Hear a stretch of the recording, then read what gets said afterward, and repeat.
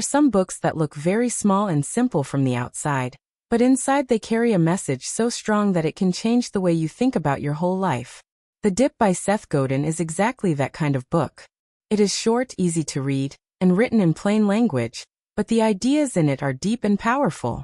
Seth Godin wrote this book to explain a truth that many people feel in their lives, but often do not have the words to describe. It is about the difficult period between starting something new and becoming successful at it. That period is what he calls the dip. It is the long stretch of struggle, pain, and discouragement that separates beginners from masters, amateurs from professionals, and average efforts from extraordinary achievements. Godin's message is simple but very important. If you can push through the dip, you can achieve great success because most people quit during that hard time. But at the same time, he tells us another truth. Sometimes quitting is the right thing to do if what we are doing has no future or is simply a dead end. So the wisdom lies in knowing when to quit and when to push through. The book begins with an idea that almost everything worthwhile in life is hard. When you start something new, whether it is learning a skill, starting a business, or even beginning a relationship, it feels exciting and fun. At the beginning, there is energy, hope, and motivation. Progress is quick and results come easily. But very soon the excitement fades. Things become harder, slower, and more painful. Results take longer, failures increase, and doubts begin to grow. This is the dip. The dip is not a sign that you are failing. It is actually part of the natural process of success. Every skill, career, or journey has a dip.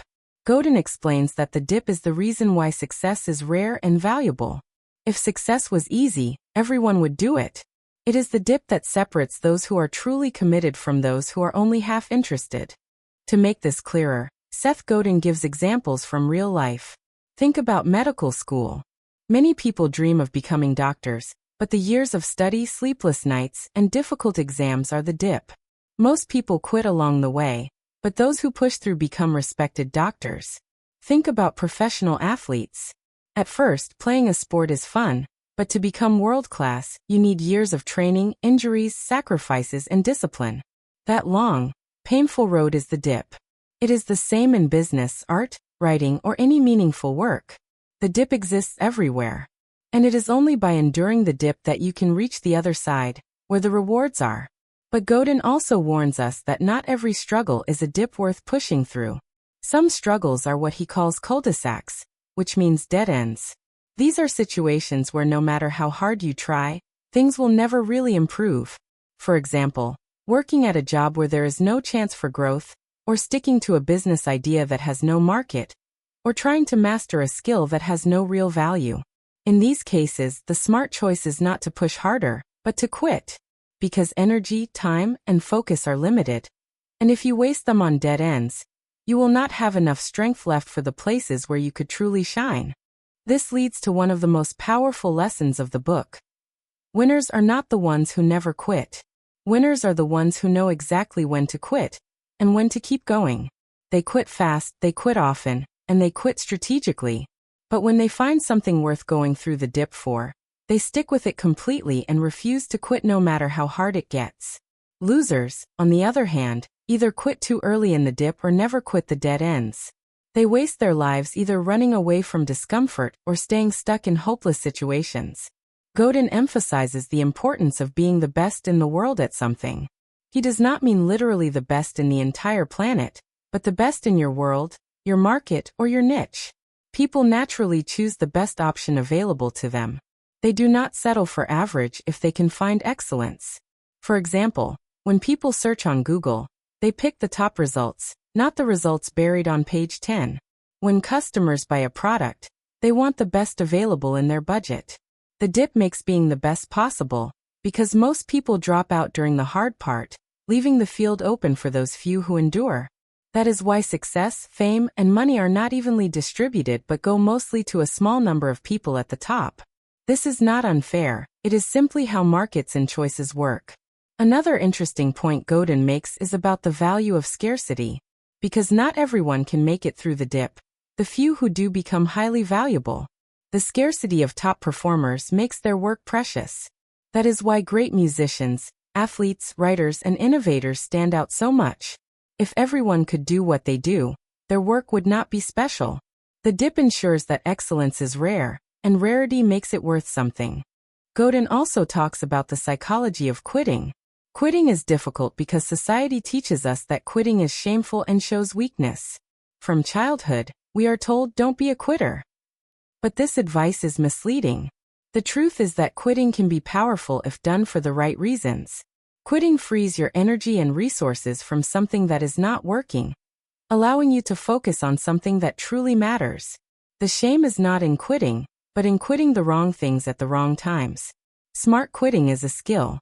It means stopping the things that do not lead to growth, and sticking with the things that will pay off after the dip. In the book, Godin gives many examples of people and companies that either pushed through the dip or failed because they quit too early. Successful organizations, whether Apple, Google, or Amazon, faced years of struggle before they became leaders. They invested in excellence and pushed harder when others gave up. At the same time, there are countless businesses and individuals who stayed stuck in dead ends or gave up too soon. And as a result, they were forgotten. The message of the book becomes clear as you move through its pages. Life is full of opportunities, but you cannot do everything. You have to choose carefully what is worth your time, energy, and heart. Once you choose, you must either quit fast if it is a dead end, or commit fully if it is a dip worth pushing through. You cannot waste your life half-heartedly trying many things, quitting in the middle when it gets tough, and never pushing hard enough to become the best. Godin also reminds us that the dip is not just about careers or business. It appears in personal goals, relationships, health, and almost everything we do. For example, when you start a fitness journey, the first few weeks feel exciting, but then progress slows, and the workouts feel painful. That is the dip. If you quit, you will never see the results. But if you push through, you build strength and discipline, and you come out stronger. In relationships, the first stage of love is exciting, but then real challenges appear. That difficult stage is the dip. Those who quit too easily never experience deep, lasting connection. Those who push through build strong, meaningful bonds. The dip is also about patience. In our modern world, people want instant results. But lasting success takes time. The dip tests your patience and persistence. It asks, how much do you want this? Are you willing to sacrifice comfort now for rewards later? Most people are not. That is why extraordinary success belongs to the few who are willing to endure what others are not. Toward the end of the book, Seth Godin becomes even more direct. He says that being average is dangerous. In a world full of choices, nobody seeks out the average option. People want the best.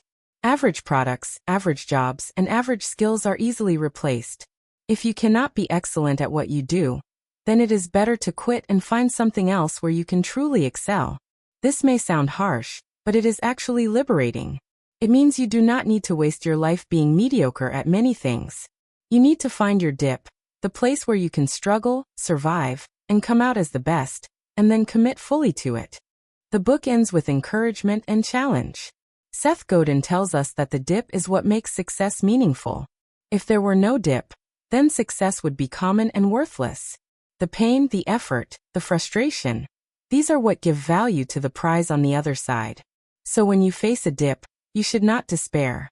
You should feel excited, because it means you are on a path that matters. You must decide, is this the dip worth enduring, or is this a dead end to quit quickly? Once you decide, you must either quit without guilt or commit without fear. That is how you win. In the end, The Dip is not just a book about careers or business strategies. It is a book about life itself. It teaches us that the hardest moments are not signs of failure, but signs that we are in the dip, the very place where greatness is forged. It also teaches us that quitting is not weakness but wisdom when used correctly. The key is clarity, knowing what to quit and what to stick with. This little book, with its simple words, holds a life-changing message. It tells us that success is not about doing more, but about doing the right things with complete commitment. It tells us that average is not enough, and that excellence is possible only through the dip. It tells us that winners quit all the time, but they quit the right things at the right time. And most importantly, it tells us that if we can push through the dip in something that truly matters, we will find ourselves in a place where very few people ever reach, a place of mastery, success, and deep fulfillment. That is the beauty of The Dip by Seth Godin. It is a reminder that life is full of dips, and it is up to us to decide which ones are worth our struggle. The dip is not the end of the road. It is the barrier that keeps average away from extraordinary. And if we are brave enough to face it, we can step into a future brighter and more rewarding than we ever imagined.